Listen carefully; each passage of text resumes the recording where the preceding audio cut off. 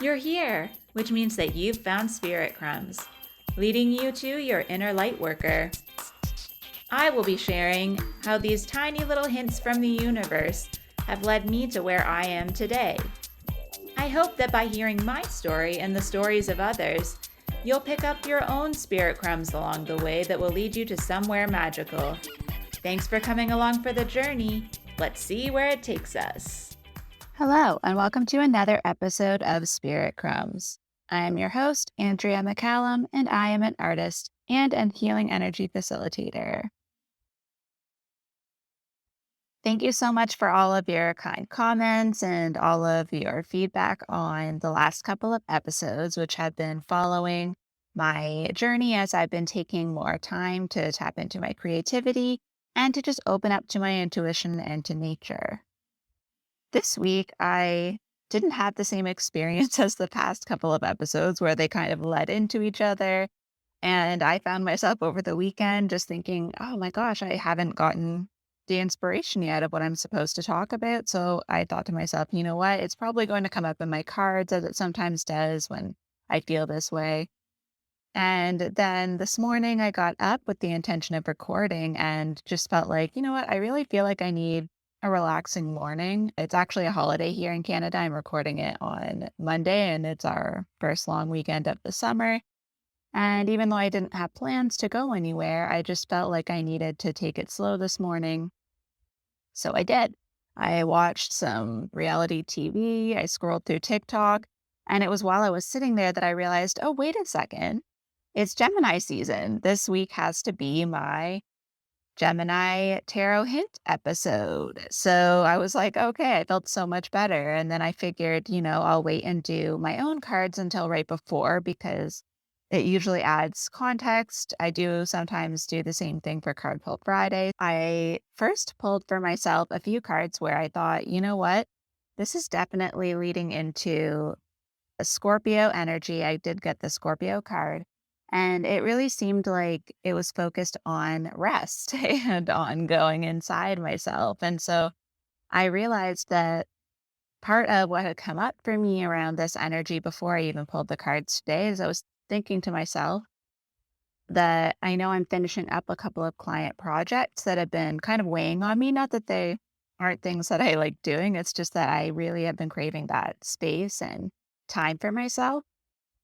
And then I realized that I keep kind of like pushing them off a little bit, not intentionally, but like things keep coming up. I wasn't feeling well a couple weeks ago. And then last week ended up being a lot busier than planned with some other things that came up. So I just thought to myself, why is it that this keeps happening? And then I realized that when I finish those things, all I have left is my own work. I mean, I have my regular weekly things, my weekly clients and whatnot. But in terms of the space that those other projects were occupying, I knew that I had to leave this space. I've been talking about that, and it's finally becoming a reality that I'm going to have more space in my regular schedule. And I realized, this is a form of self-sabotage. It's something that I'm, not used to. It's not comfortable for me. And even though I'm getting better at it, like I've been really good at, for the most part, keeping my Thursdays to myself and leaving some space on the weekends for some lazy mornings or quiet time in the evenings, but it just dawned on me that I have to really make sure I'm doing stuff with that time too. Because what I found was I'm just so exhausted from my week leading up to the Thursday that I don't actually get into doing anything creative until the afternoon because I'm just recovering. And so the first card that I pulled for myself today was the frog card from the animal spirit deck. And that one is about rest and rejuvenation and nourishing yourself and saying how frogs tend to be overworked and they forget that they're also from the water. They're not completely earth creatures. They do live on the earth. They find some nourishment there. But at the end of the day, they end up back in the water, right? And I think I do forget that. And I talk about this a lot, but I think it's not so much that I have to change what I'm doing because, like I said, I'm moving in a positive direction, but I need to change my mindset around it. And it's still that part of me that feels, even when I'm resting, that I need to be also doing something productive. So this weekend, I feel it was the first time in a while that I actually did that. I found myself watching just a reality TV show without doing something at the same time. I just sat there. It was really nice actually, because I haven't really done that in so long and given myself that permission.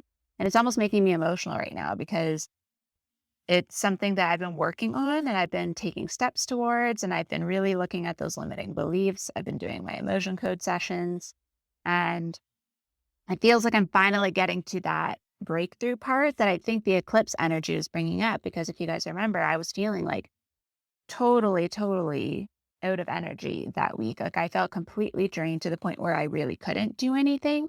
It's Four of Swords energy of like forced rest. That card used to come up for me all the time, like constantly. Didn't matter what deck I used, it always came up.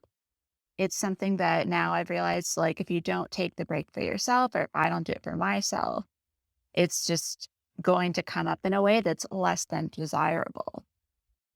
And then, like I said, the second card that I picked was the Scorpio card from the Heavenly Bodies astrology deck. And when I opened it up, I was like, this is exactly the message I needed to hear. And again, I've said this to you guys before. Sometimes I pull the same cards often, but it's just a certain line that sticks out to me. And this is why sometimes I will actually open the book.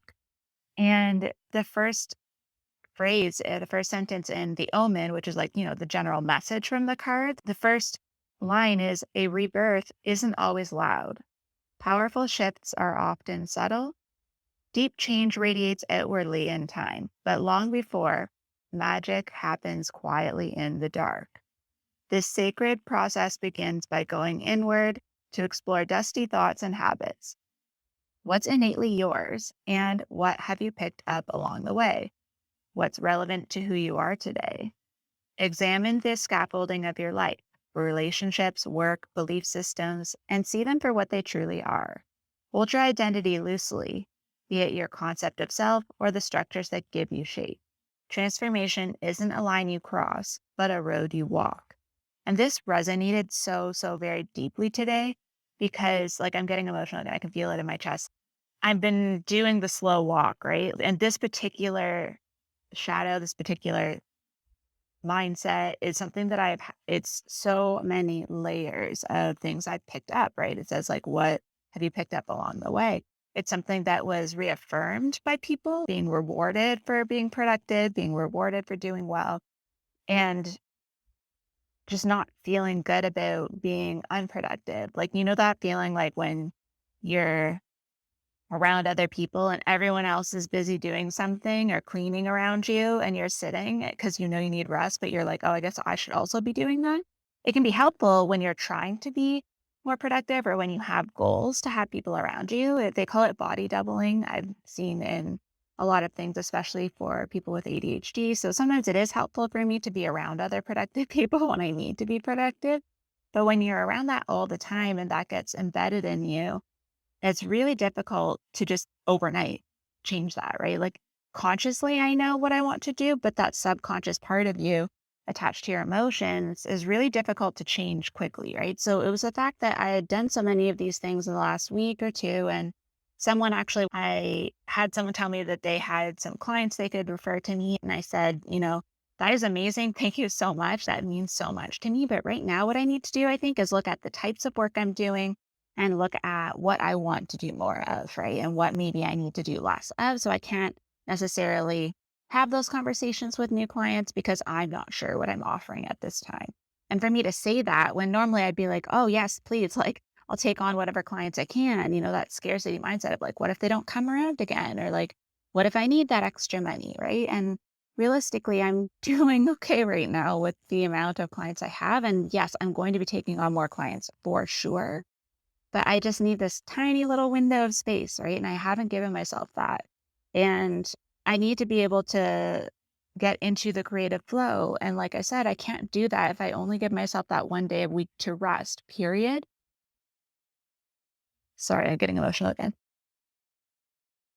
But what has taught me having my Thursdays is that I do need that time and I need to build it in other places too. Like, that was a beautiful starting place for me, like saying out loud and verbalizing to everyone, I'm taking Thursday off. I'm not doing work. I am focusing on myself. But now I need to build that in like chunks more other places. And like, I am someone who like, once I'm in a work mode, I'm in work mode. But I just need to like maybe give myself a couple hours on certain days that are blocked off in my calendar and whatnot. And that can change from week to week because obviously work changes from week to week, right? But it's just this mindset of like knowing that it's okay to leave space open and to not fill it. So that's kind of a preamble, but it's very much aligned with the messages that came up for Gemini season because we're in a Mercury retrograde. And I always like to preface these things like, I am not an expert on like ADHD or mental health. I'm not an expert on astrology, but these are energies that just come up where if I start receiving this information, it keeps coming to me. Um, that these are themes I meant to bring forward. They're things that resonate with my energy and what comes up for me. And so keep in mind, I just pulled those cards. And then I pulled the 18 card first, which is the moon. And of course, that has such Scorpio energy. And this particular card has this woman sunken into the water and like the full moon lighting up the water down to her. And as a black and white wolf on either side of the water in the distance. And truly, like, this is such Scorpio energy, right? It's that going within. And that has, when you hear the other cards, it's pretty much the theme for Gemini season. And with Mercury retrograde, we're being asked to reflect. It's like that going within, examining how you're talking to yourself, examining how your thoughts and what you're learning and all of those things are impacting your life and why things are the way they are and what you could be maybe be doing better.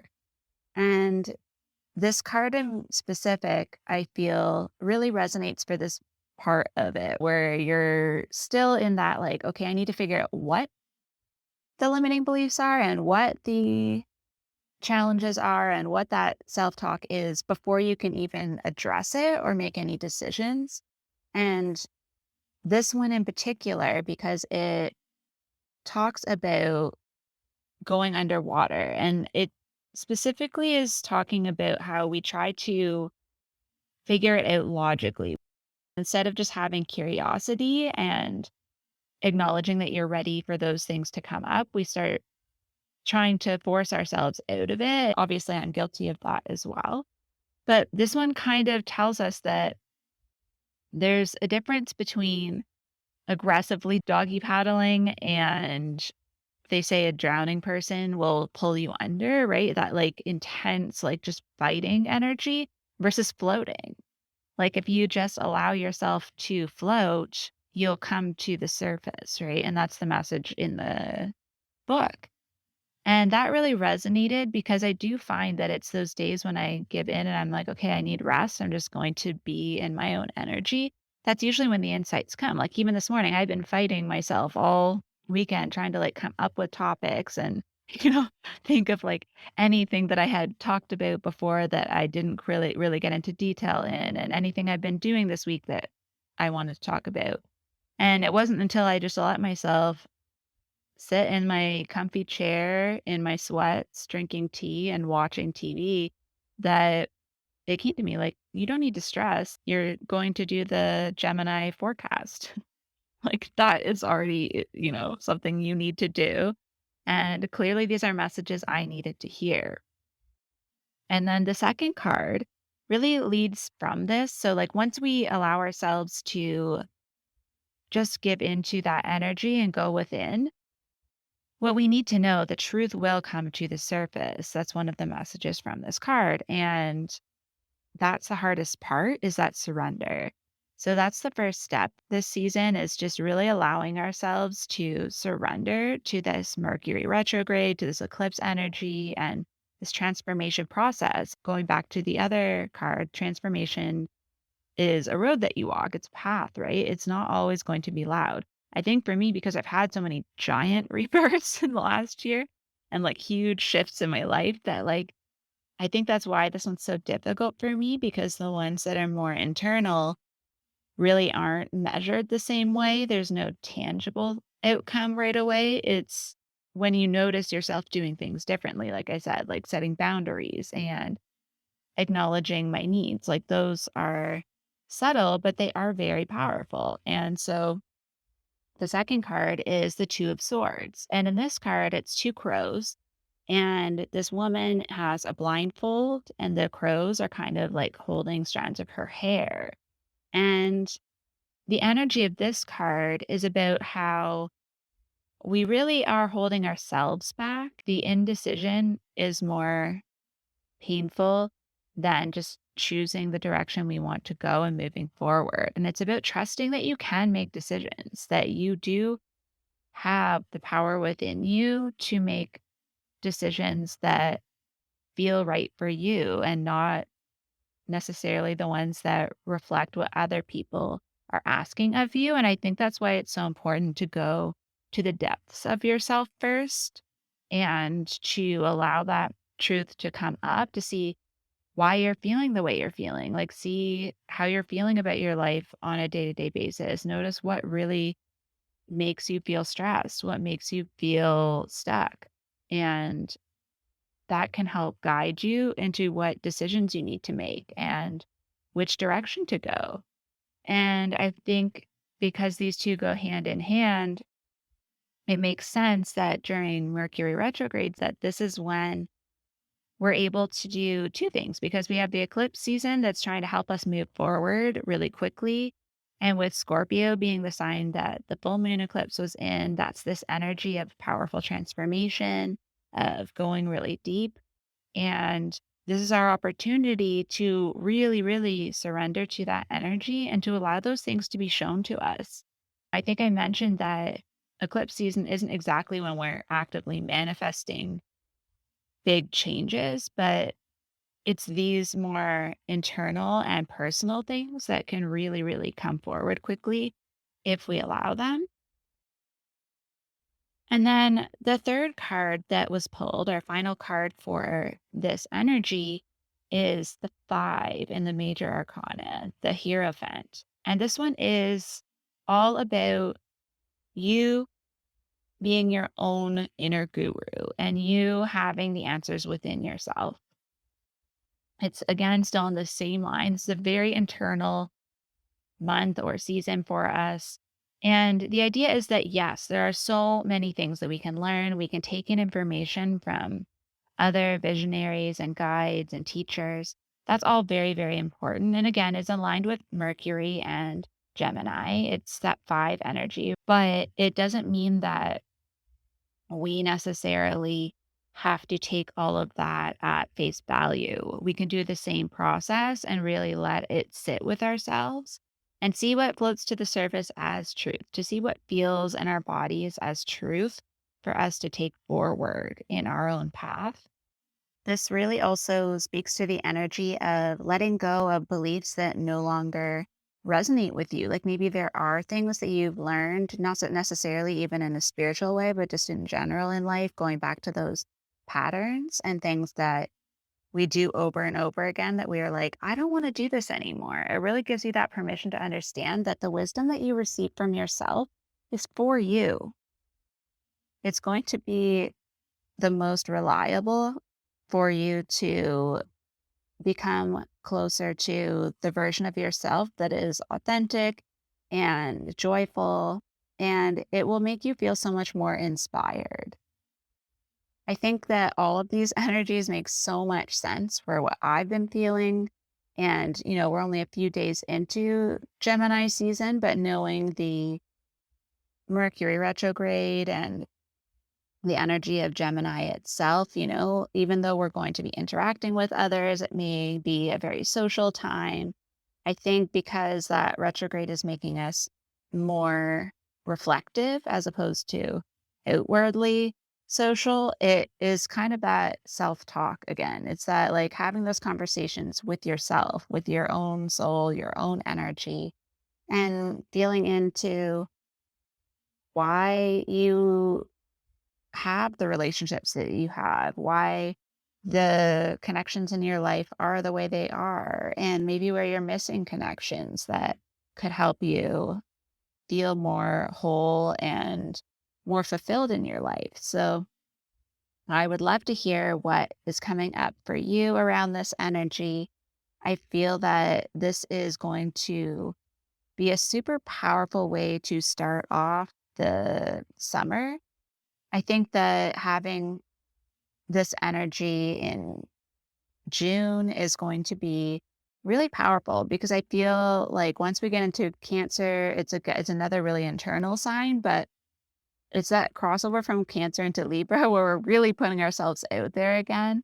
And I think that having this knowledge of yourself for going into those seasons is going to be really powerful because in Cancer, we also tend to look more at our families, our homes, and the different things that surround us more directly. And that's where knowing what you need is going to be really important because then when we're really connecting deeply with the people in our immediate circles, we're going to be able to express to them what we need and why we are making any changes that we're making for ourselves without feeling so much guilt because there's a lot of guilt that sometimes can be associated with Cancer.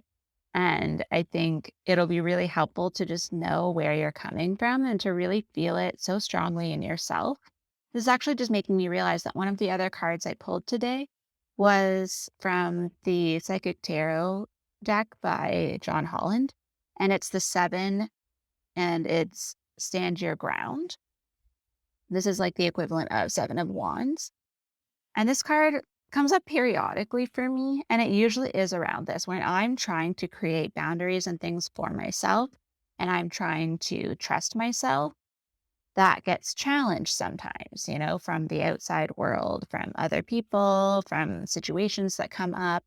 And I think this is actually for this message as well of like reminding you that you set these boundaries for a reason, that you are receiving this information about yourself for a reason as well. It's so that you can start to create the life that you really are dreaming of. I will tell you that the other card that I pulled, because as I've told you before, I pull four. So we've heard about three. The other card that I pulled was actually the Nine of Cups, which is this fulfillment of wishes. Once you actually give yourself the time to rest and fill yourself up and make decisions based on how you feel internally and that inner wisdom, the other external factors in your life will start to reflect that and you'll start to manifest more of what it is that aligns with that feeling from within. So I hope that resonates with you. I am really looking forward to using this space and time that I'm going to hopefully stick to this time and give to myself to create more art. I actually opened up more space to be able to do some energy healing sessions in the next while because as much as they are for clients, they do fill me up as well. I really enjoy doing them. And I'm just hoping that you can start to do that for yourself as well, to really allow yourself to be in that stillness and to empower yourself to make decisions based on what you truly need from within and not what you feel you need based on what other people have modeled for you as what is acceptable or what is successful. That success and those energies really need to come from within. And it's something, like I said, that I am really starting to see reflected outward now that I have listened to that voice more and I have allowed my throat chakra to open up more. And that's very much a Gemini energy as well. I have several episodes where I talk about the throat chakra and different energies that have come to me around that. But also this Hierophant is related to that. It's a 5, and that's the number associated with the throat chakra. So don't be surprised if you start finding that you do have things that you want to say out loud, that you want to share, that you want to express to people. Like I said, especially I'm feeling the people in your immediate circle. There's going to be boundaries and maybe just requests that you really feel you need to say out loud to people in order to make sure that you can protect this new energy that you're creating for yourself. In the first month or so, when you're creating a habit, that's when you need to set the boundaries the most because you're setting up yourself for success that way. So I am wishing you a wonderful Gemini season, and I will see you next week. Thank you so much for joining me on another episode of Spirit Crumbs. You can find me on Instagram for this podcast at Spirit Crumbs, or you can also find me at Concrete and Crystals for my own spiritual offerings and more tidbits about my own journey. Thank you for listening, and we'll see you in the next episode.